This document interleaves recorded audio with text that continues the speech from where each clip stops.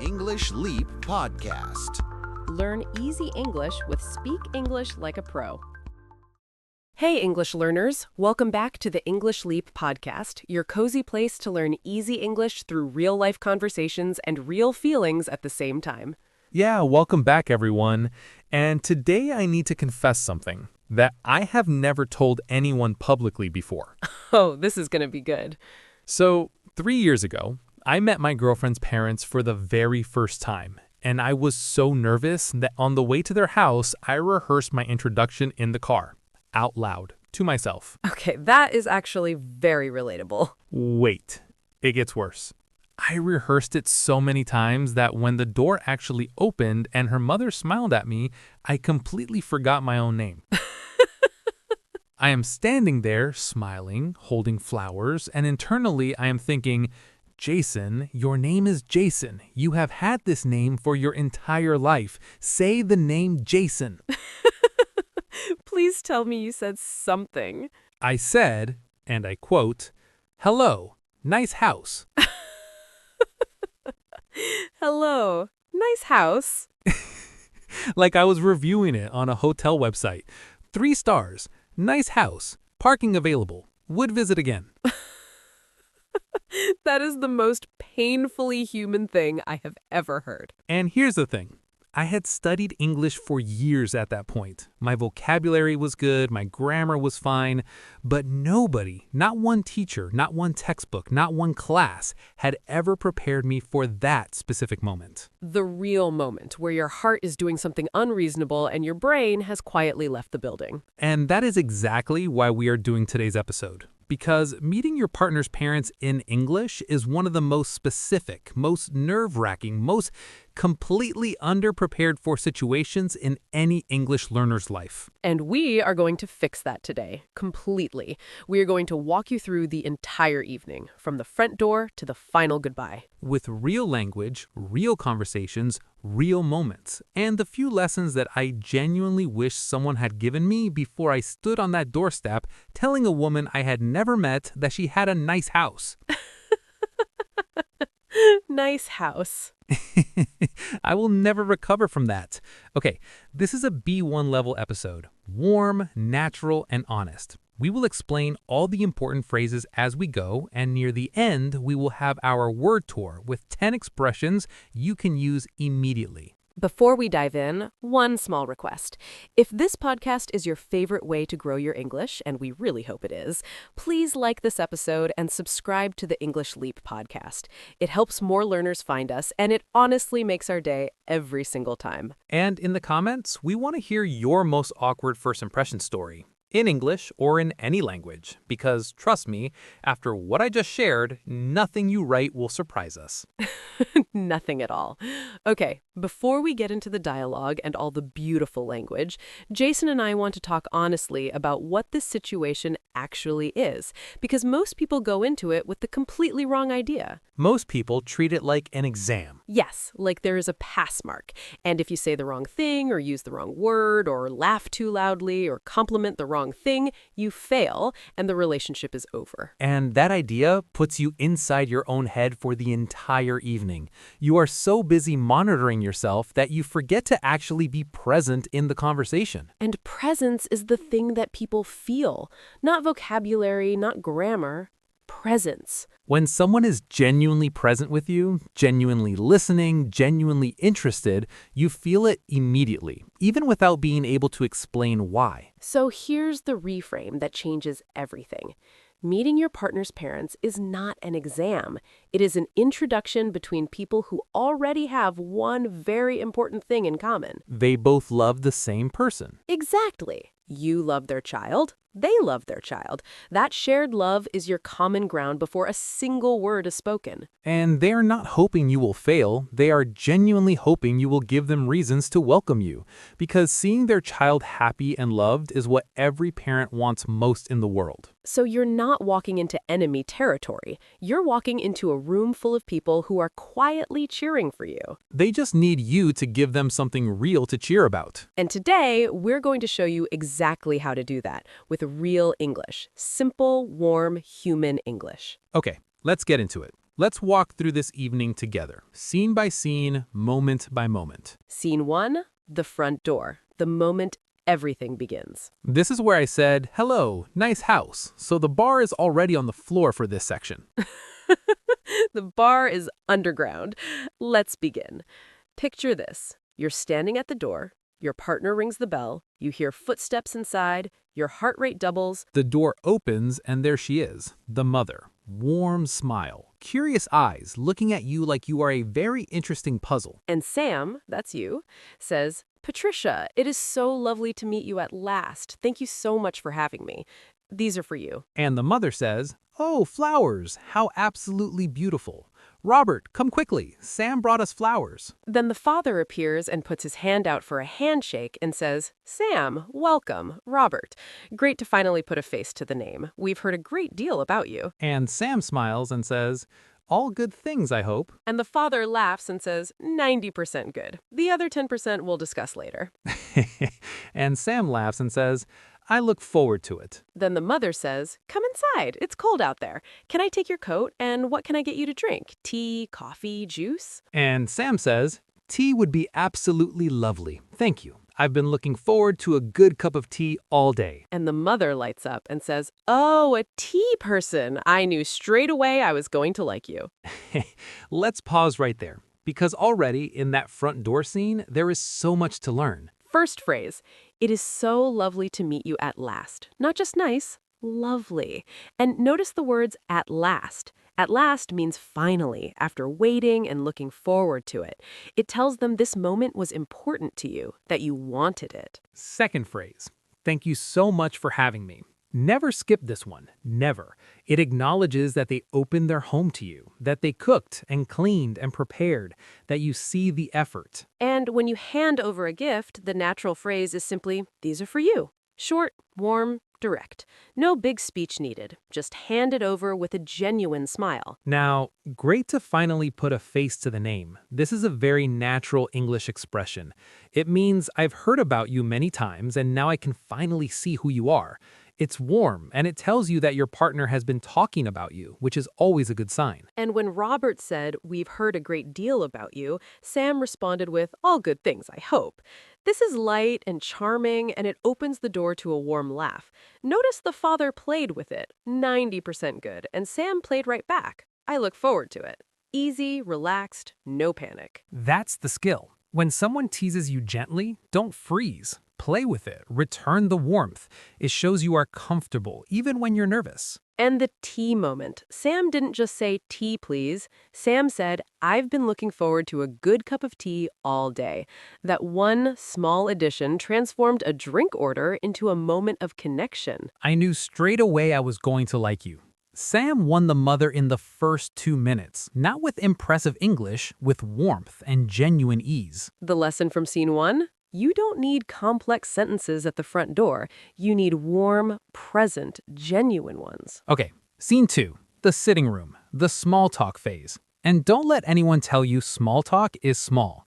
In this situation, small talk is everything. Because small talk is how strangers become familiar, how tension melts into comfort, how two people who have never met discover that they actually like each other. The father sits down and says, so, Sam, our son tells us you've been here for about 2 years now. How are you finding it? And Sam says, honestly, it has been quite a journey.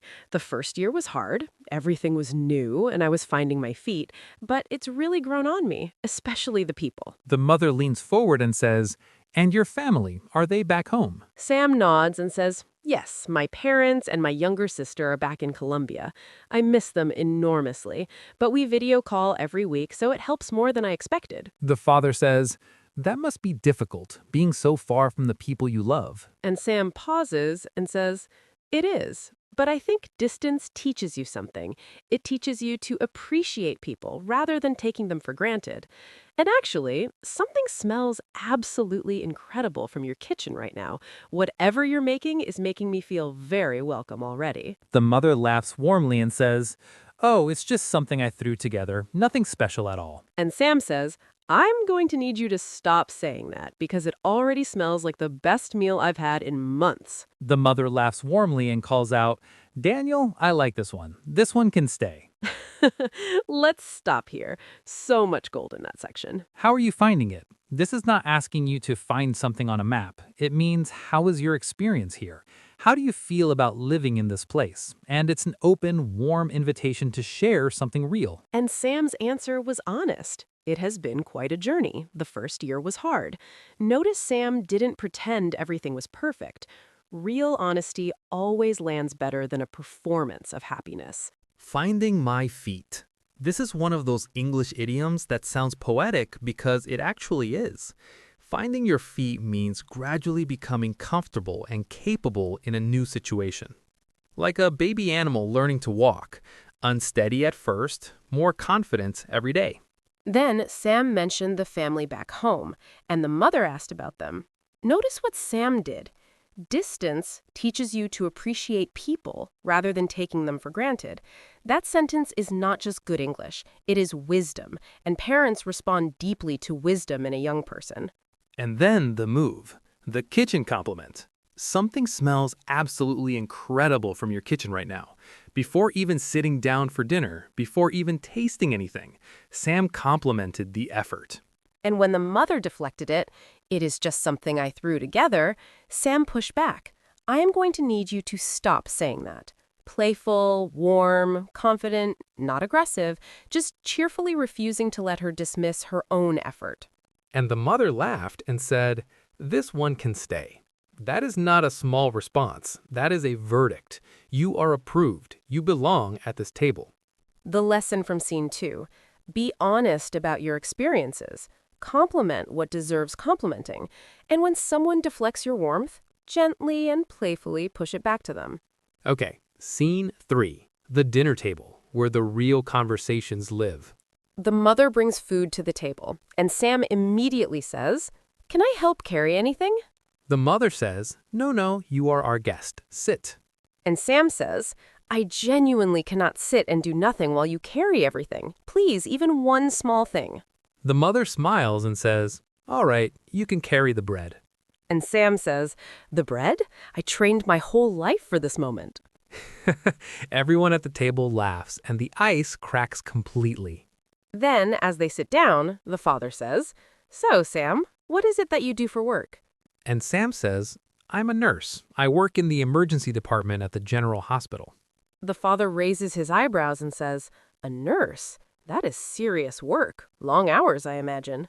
And Sam says, Very long. But it's one of those jobs where you see people at their worst moments of their lives, and sometimes you get to be the reason things get a little better for them. It's very hard to walk away from something that feels that meaningful. The mother puts her fork down and quietly says, "That is a beautiful way to put it." The father nods and says, It takes a very particular kind of person to do that work day after day. And Sam smiles and says, "I think the same could honestly be said for raising a son like Daniel. That also takes a very particular kind of person." The father stares for a moment, then he laughs. Then he points at Sam and says, I like you. I genuinely like you. Let us pause.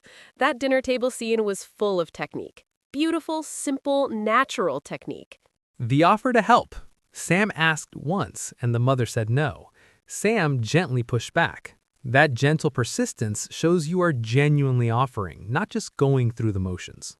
And then the bread joke. "I trained my whole life for this moment." Completely ridiculous. Perfectly timed. Everyone laughed. And when a table full of nervous people laughs together, something releases. The whole room changes temperature. That is the power of a well-placed joke. It does not need to be clever. It just needs to be warm and human and slightly absurd. The work description.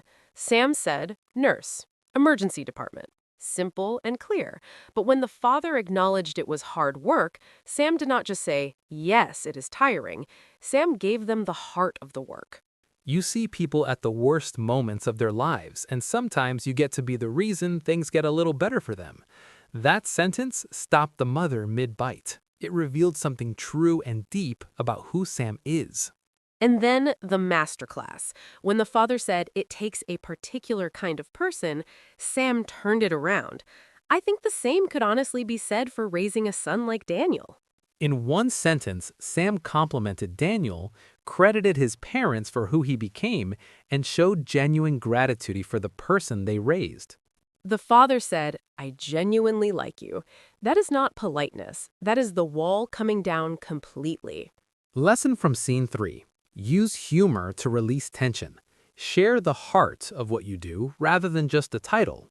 And find genuine ways to honor the person you both love. Okay, the final scene, the end of the evening. And I want to say something important before we act this out. What's that? Most people treat the goodbye like an escape. They say a quick thank you, grab their coat, and run for the door with relief. And I understand why. You've been performing, well, trying not to perform, for 2 hours and you're exhausted. But the goodbye is the last thing they'll remember. And the last thing remembered is often the strongest impression. So slow down at the end. Be present for the finale. Here's how it sounds when it goes right. The mother says, Sam, more dessert? There's still quite a bit. And Sam says, Patricia, I genuinely cannot eat another thing. That was one of the most beautiful meals I've had since leaving home. And I mean that without any exaggeration at all. The mother waves her hand and says, oh, it really was nothing special. And Sam says, I need to tell you something. I grew up watching my mother cook for our whole family with everything she had. And sitting at your table tonight reminded me of exactly that feeling, of being fed by someone who genuinely cares. So please, accept the compliment. It comes completely from the heart. The mother goes quiet for a moment. Then she says softly, thank you, Sam. That means a great deal to me. The father clears his throat and says, well, I think I can speak for both of us when I say this has been a very enjoyable evening. And Sam says, for me, more than you know. Can I be honest with you both about something? The father says, of course. And Sam says, I was genuinely terrified coming here tonight. I rehearsed things in the car on the way over, which did absolutely nothing to help, by the way. The father and mother both laugh. And Sam continues, but within 10 minutes of walking through that door, you both made me feel like I was sitting with people I had known for years. That is not a small thing. That is a rare quality, and I am genuinely grateful for it. The father stands up and puts his hand out for a handshake. Then he changes his mind and pulls Sam into a hug instead and says, you are welcome here anytime at all. Our home is your home. And the mother holds Sam's hands and says, don't be a stranger now, you hear me? And Sam says, I wouldn't dare. And that's how an evening ends when it goes exactly right. Let's pull out the key language from that final scene. One of the most beautiful meals I've had since leaving home. Specific and deeply personal. Since leaving home tells them this is not a standard compliment. It's connected to something emotional, to belonging, to warmth, to being fed by love. And when the mother deflected again, Sam told a story.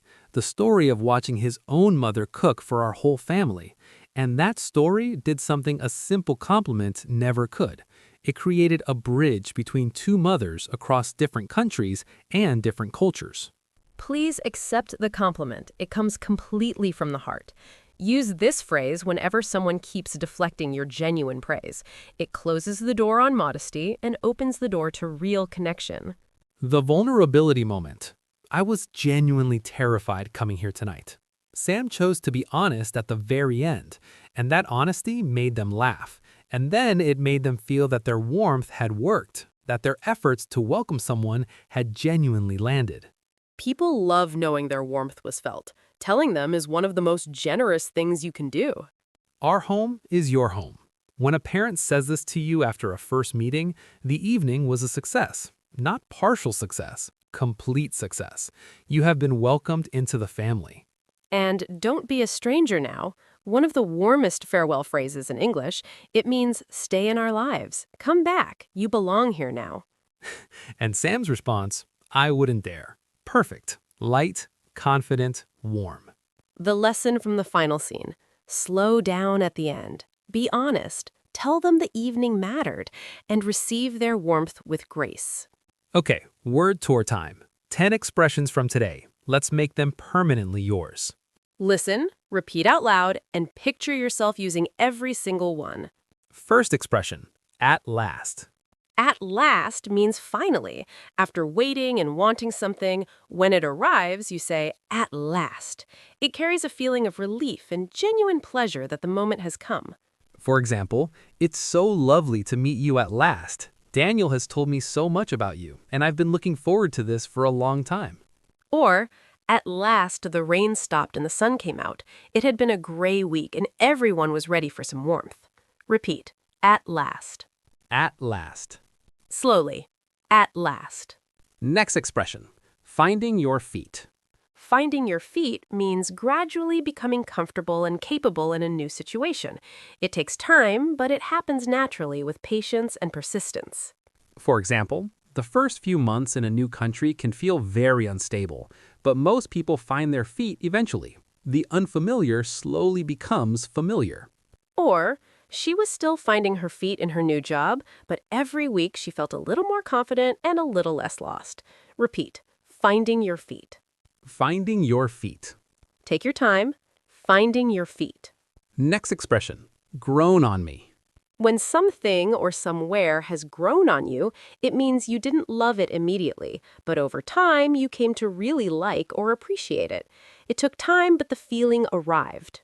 For example, this city has really grown on me. When I first arrived, I found it cold and unfamiliar, but now I cannot imagine living anywhere else. Or her cooking grew on her over time. It was not love at first bite, but eventually she looked forward to every meal he made. Repeat, grown on me. Grown on me. Slowly, grown on me. Next expression, taking for granted. When you take something or someone for granted, you stop noticing or appreciating them. You treat something valuable as if it is ordinary. Distance and absence often cure this. You only notice what something means when it is no longer there. For example, I used to take daily conversations with my family for granted.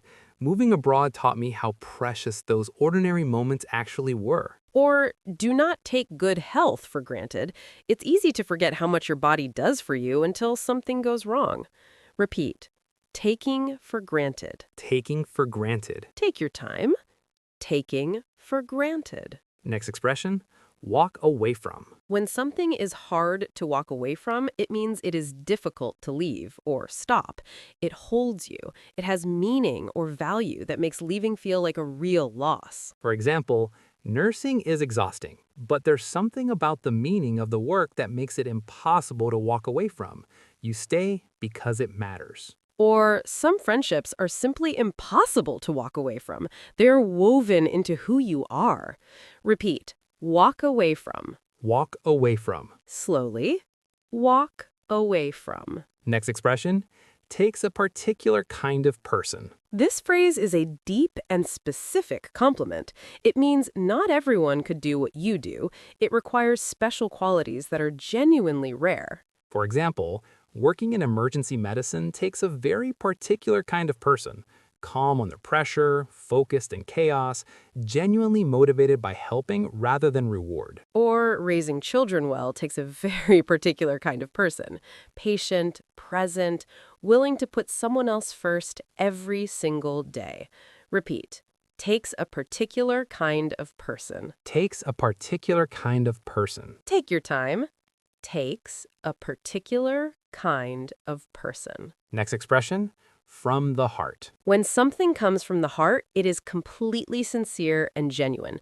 Not rehearsed, not calculated, just real feeling, expressed honestly. For example, please accept this compliment. It comes completely from the heart, and I mean every single word of it. Or the speech she gave was entirely from the heart. No notes, no performance, just honest feeling shared with the people she loved.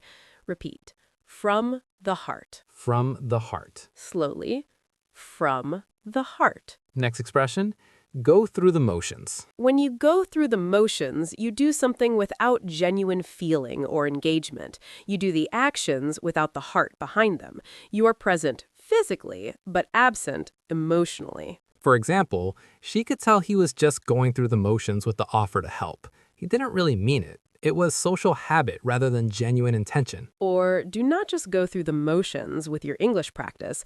Be fully present. Engage completely. The difference in results is enormous. Repeat. Go through the motions. Go through the motions. Take your time. Go through the motions. And our last expression today, our home is your home. Our home is your home is one of the most generous phrases in English. It tells someone they are not a guest to be tolerated. They are a person who belongs, who has a place here, who is genuinely welcome. For example, his parents pulled her close at the end of the evening and said, "Our home is your home." She felt something she hadn't felt since leaving her own country. She felt like she belonged somewhere again. Or saying our home is your home to someone far from their family is one of the most powerful gifts you can offer. It gives them roots when everything else feels uncertain. Repeat. Our home is your home. Our home is your home. Slowly. Our home is your home. And our last expression today, don't be a stranger. Don't be a stranger is a warm farewell. It means stay in our lives. Come back. Don't disappear. We want you here and we'll notice if you are gone. For example, as she said goodbye, at the door, the mother held both her hands and said, "Don't be a stranger now. Come back soon." And she meant every word. Or after a wonderful evening with someone new, don't be a stranger is the most natural and warm way to say, this connection matters and I want it to continue. Repeat, don't be a stranger. Don't be a stranger. Take your time. Don't be a stranger. That was our word tour for today. 10 expressions that sit right at the heart of human warmth in English. And now we want to leave you with something that has nothing to do with vocabulary or grammar or word tours, something that is more important than all of that combined. What's that? You are enough exactly as you are, with the English you have right now, in this moment. Because the parents on the other side of that door aren't listening for perfect sentences. They're looking for a real person. Someone who genuinely loves their child, someone who shows up with warmth and honesty and the willingness to try. And that's you. That has always been you. The English is just the packaging. The gift inside is already there. So carry everything you learned today through that door. The warm greeting, the genuine compliment, the playful joke about the bread, the honest moment of vulnerability at the end. And leave that evening knowing you gave something real. Not a performance. Not a strategy. Just yourself, in English, doing the most human thing possible. Connecting. And definitely don't tell them they have a nice house. Please learn from my mistakes. If today's episode made you feel warm, confident, and genuinely ready for this moment, please like it, subscribe to the English Leap podcast, and share it with someone who is about to meet their partner's family for the first time. Because walking into that room prepared is one of the greatest gifts you can give yourself. And today, you have exactly that. This is Mia. And this is Jason. And you have been listening to the English Leap podcast. Bye. Bye. Go make them love you. We already know they will. Your progress doesn't end here. To continue advancing your English skills, click on the next video or explore the additional videos we've thoughtfully selected for you.